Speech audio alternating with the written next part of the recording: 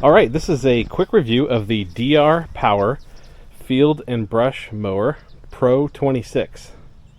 This video is being made in July 2024, and this unit is only a few weeks old. It's got about 4 hours of use on it. That's why you see some dust on it. It's running awesome. Really happy with it. Show you a few features here. You see it has a 26-inch deck there. That's the cutting blade size. You can get all different sizes. I'm pretty happy with this size. I got it to fit between trees, places the tractor couldn't go. That's the main thing. You got a flail or you got a field and brush mower on your tractor itself. That takes care of the job. Well, this is really for tight spaces. You just simply can't get the tractor. This is great for making trail. I'll clip in some video and maybe some pictures of the trail. Here, this one has the 15.5 horsepower engine. Very well powered.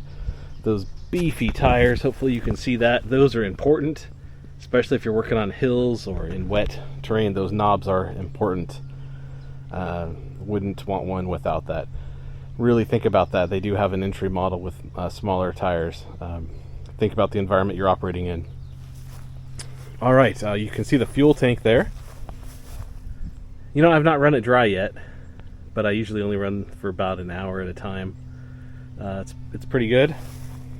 Works for me. The battery's right behind it. Let's give you a view of that battery.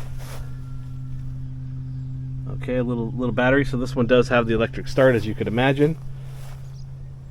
That wasn't essential for me, but for these larger engines, you got to have that electric start.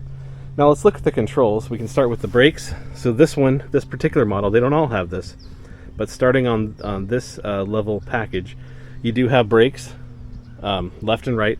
They call that power steering. It's kind of interesting. It really does help you maneuver and turn this faster. It's also nice for rolling in and out of like a vehicle, like a truck. Okay, above that is the operator presence handle. Now, anytime the blade is engaged, this has to be down. If you let go of this, blade stops, engine actually stops. So that's how they handle that. Now, continuing this out, you see the right-hand side handle. You got another brake.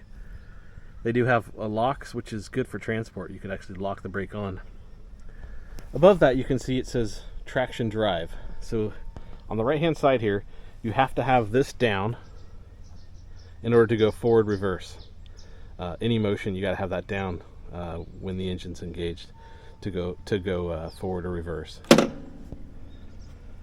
Okay, so let's look at the control panel here. Hopefully it's a beautiful sunny day. Hopefully the glare is not too hard for you. Here is the key. Stop start. You can actually buy a light package for it, which I don't have. This here, some people would call that like the PTO engage. That's what engages the blade.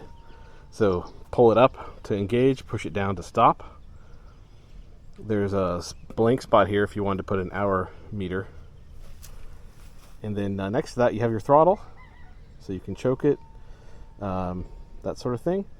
And then here next to it is essentially your transmission knob. So you have reverse, neutral, first, second, and third.